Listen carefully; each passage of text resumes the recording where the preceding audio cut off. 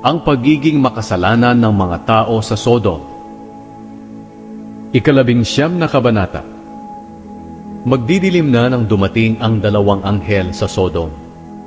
Nakaupo noon si Lot sa pintuan ng lungsod. Pagkakita ni Lot sa kanila, tumayo siya at sinalubong sila.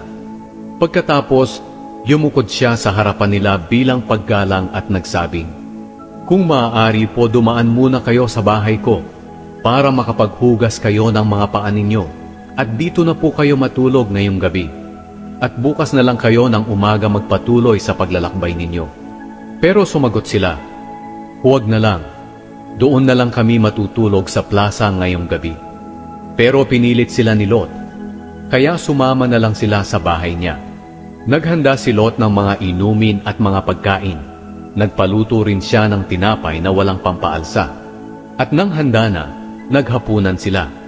Nang mahihiga na sila para matulog, dumating ang lahat ng bata at matatandang lalaki ng Sodom at pinaligiran nila ang bahay ni Lot. Tinawag nila si Lot at tinanong, "Nasaan na ang mga panauhin mong lalaki na dumating ngayong gabi? Palabasin mo sila rito dahil gusto namin silang sipingan." Lumabas si Lot ng bahay para harapin sila. Nang lumabas siya, isinara niya agad ang pintuan. Sinabi niya sa kanila, "Mga kaibigan, nakikiusap ako sa inyo na huwag ninyong gagawin ang iniisip ninyong masama. Kung gusto nyo, may 2 akong anak na dalaga.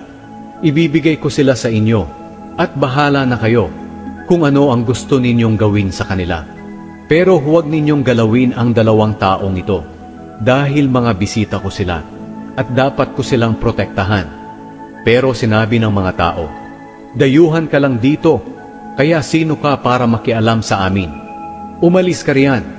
Baka masigit pa ang magawa namin sa iyo kaysa sa kanila." Pagkatapos, itinulak nila si Lot. Lalapit sana sila sa pintuan para gibain ito.